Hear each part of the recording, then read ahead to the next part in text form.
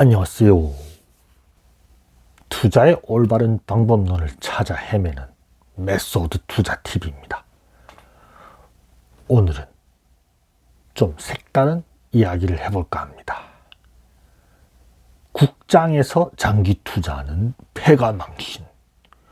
왜 한국인들은 주식이 아니라 부동산이 정답이라고 생각하는가?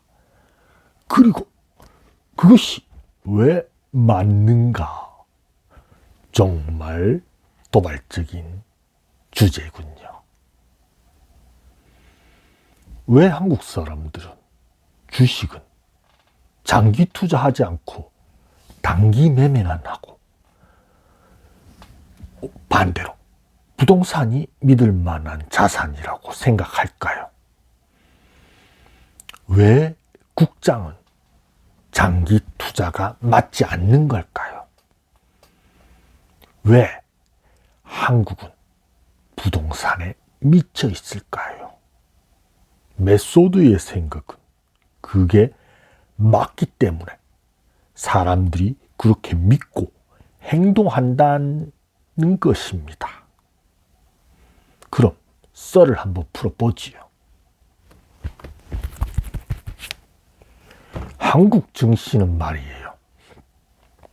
어떤 기업이, 어떤 주식이, 그 섹터가 좋다고 하면 미친 듯이 올라요. 몇 년치 실적을 한 번에 다 선반영해버려요. 그리고 거기에다가 오버밸류해서 완전히 거품으로 갑니다.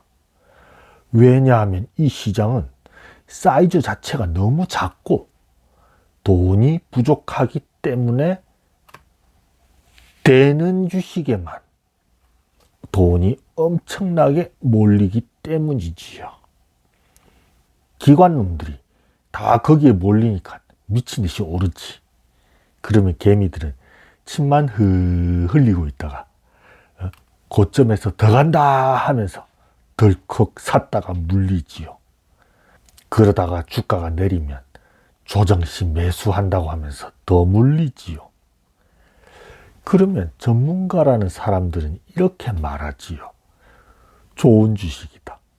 아직도 싸다. 아직도 더 갈 길이 있다. 상승 여력이 있다. 아직 룸이 남아있다. 그래서 만천하에 너무 좋은 주식이 되어버리고 개미들은 그것을 사고 싶어서 안달이 나는 미치는 지경이 되었지요. PBR이 5배, 8배, 10배 이렇게 되어 있는데 그거 안 산다고 너네가 싼 것만 찾으니까 돈을 못 벌지 하는 그런 조롱이 난무하고 그게 포트에 없으면은 바보라는 식으로 유혹하고 급기야 나중에는 오컬트, 숭배, 맹신, 광신의 경지에 이르지요. 그런데 말이에요. 산이 높으면 골이 깊다는 말이 있지요. 이게 K 증시를 표현하는 그 자체야. 그 자체의 말이야. 고점을 친 다음에는 지옥의 하락이 있다는 것. 최근에 2차 전지가 보여줬잖아. 그리고 또 몇 년 전에는 화장품 주식들이 보여줬지요. LG 생활건강 주가 한번 찾아봐봐. 옛날엔 말이야 이 주식이 황제주였어. 명품주였어. 아니 더 옛날에는 말이야 굴뚝주들이 피크치고 10년, 15년 동안 하락했었어요. 한국 주식시장이 얼마나 잔인하고 얼마나 무서운데 주식이 추세가 하락으로 변하면 말이에요. 그 좋다 하던 주식들에서 기관놈들이 돈을 빼내서 새로운 좋다 하는 주식으로 몰아넣는 게 바로 한국 증시예요.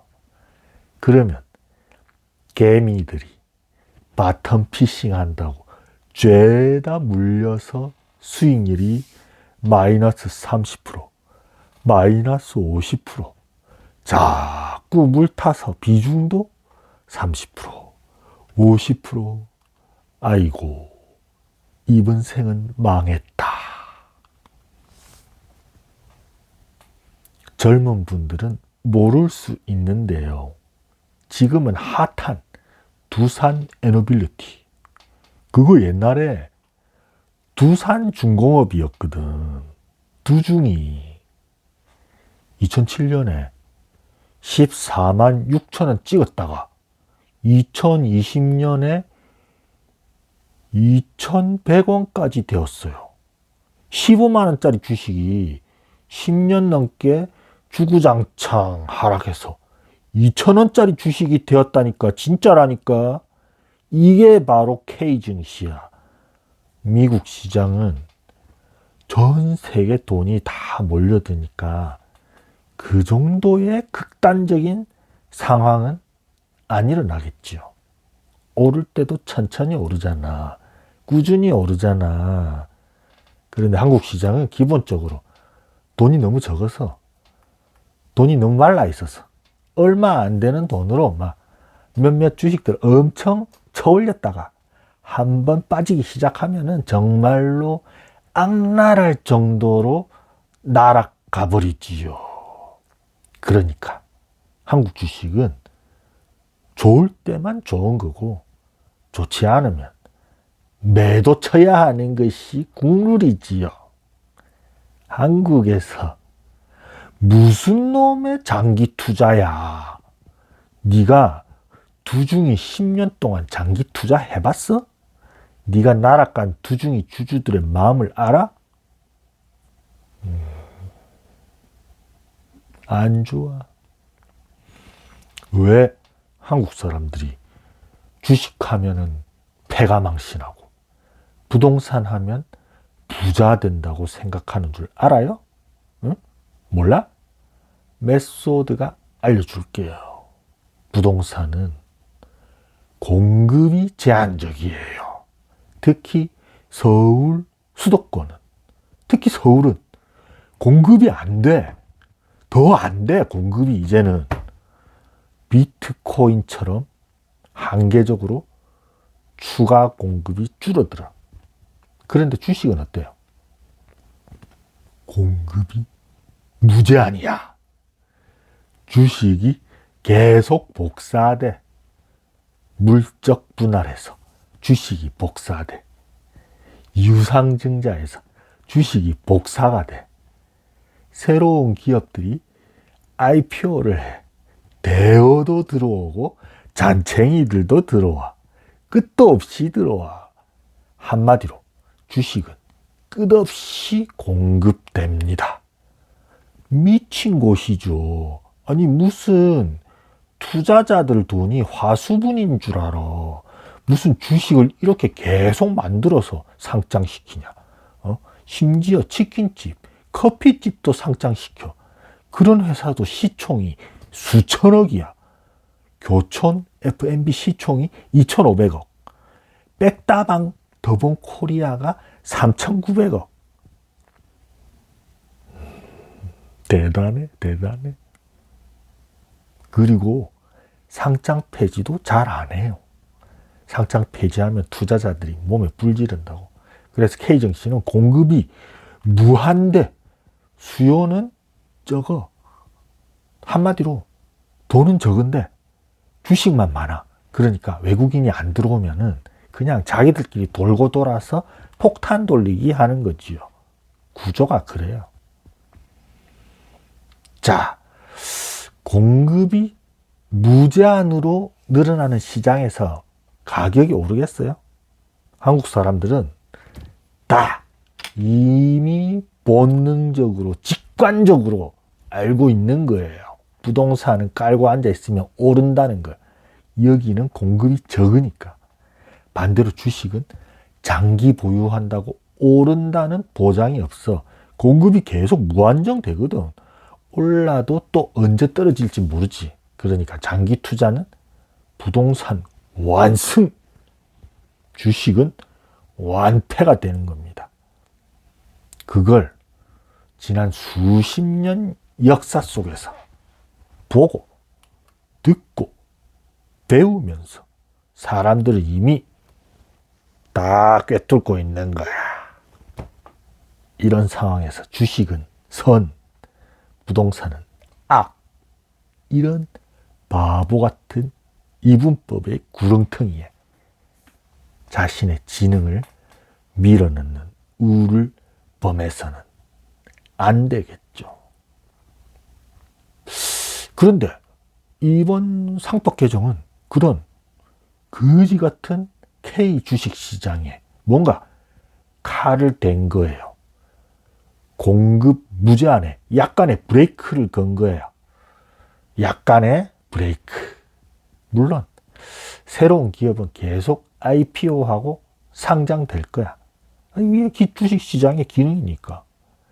그리고 쓰레기 주식들은 계속 상장 폐지를 못할 거예요. 하지만 예전처럼 원래 있던 기업을 중복 상장한다든지 일방적인 대규모 유상증자를 한다든지 그런 짓은 못하게 한다는 거죠. 그러니까 올해 상반기에 코스피가 미친 듯이 올랐던 거지요. 그러면 이제 K 주식 시장도 장기 투자해도 된다? 매도 안 해도 된다? 그런 건가요? 한국 금융주들도 미국 금융주들처럼 이제 우상향만 하는 건가? 장기 보유해도 되는 건가? 에? 국장에서? 설마, 글쎄요. 아직 잘 모르겠어요. 정부가 최근에 세법 개정으로 헛발질 하고 있는 걸 논외로 한다고 하더라도 말이에요. 잘 모르겠어요. 여전히 한국 증시는 장기 투자에 적합한 시장이 아니지 않을까. 외국인들이 얼마나 사주느냐에 달려있고 기관놈들 장난질에 달려있고 그런 작고 작은 연못에 지나지 않는 그런 시장이 아닐까. 그래서 추세가 꺾이면 뒤도 안 돌아보고 전량 매도해야 하는 것 아닐까. 여전히 그런 것 아닐까. 이런 의심이 짓누르는 것 같습니다. 영원히 장기 보유냐, 얼마 보유 이후에 매도냐 하는 부분은 메소드도 정리가 안 되어 있습니다. 하지만 저는 금융주, 배당주는 조정시 모아서 사 모아서 장기 보유해보자 이런 생각하고 있습니다. 보험주, 증권주, 은행주. 하지만 진심으로 믿지는 않습니다. 지난번처럼 코스피가 2200 얼마든지 갈 수 있는 그거 보러 갈 수 있는 그런 시장이 바로 K증시다. 반대로 3800도 얼마든지 보러 갈 수 있는 시장도 K증시다. 그러니까 K증시를 하려면 자산의 일부는 일단 부동산에 일부 박아놔야 된다. 여러분, 당신들이 숭배하는 피터 린치도 그런 말을 했지요. 월가의 영웅, 그 피터 린치 말이에요. 젊은이들에게 그 양반이 뭐라고 했냐 하면은 일단 집부터 사고 그 다음에 주식을 하든지 투자를 하든지 고스톱을 하든지 뭐를 하든지 하라고. 이거 굉장히 의미심장한 말이에요. 지금은 정부가 무슨 부동산 무슨 정책으로 겨우 누르고는 있지만 서울 같은 경우에는 주택의 공급 절벽이라서 조만간에 막 엄청나게 올라갈 거라고 메소드는 생각합니다. 이거 농담이 아닙니다. 용수철 튀듯이 튀어 올라갈 거라고 봅니다. 한국에서 1주택은 중립 포지션입니다. 2주택 이상이 롱 포지션이죠.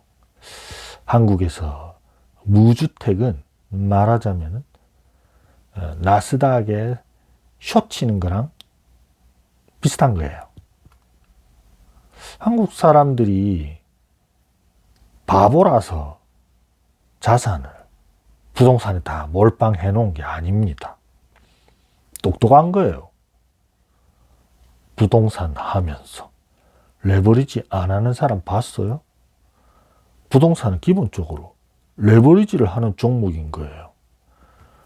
그런데 모두가 다 하는 그 레버리지 쓴다고 시장에서 퇴출되는 사람 봤어요?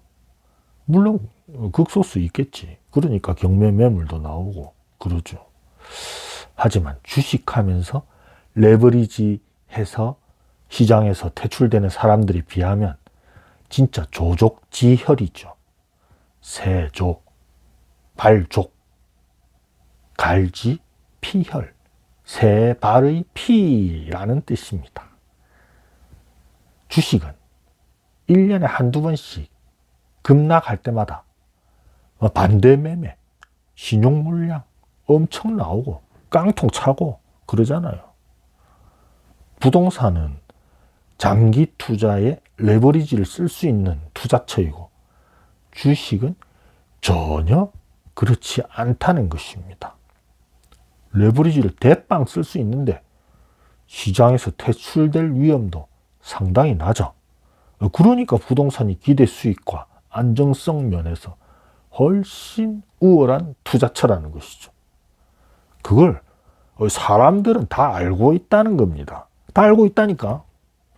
물론 메소드는 부동산의 시대도 서서히 저물고 있다는 것을 느낍니다. 특히 상업용 부동산은요. 그렇다고 해서 주식이 더 우월한 자산은 아니라는 것입니다. 아직까지는요. 그럼 오늘 방송은 여기까지. 여러분 안녕. 아듀. 누가 돈 좀 빌려주면 안 되나? 삼성 아직 우선주 좀 사그로.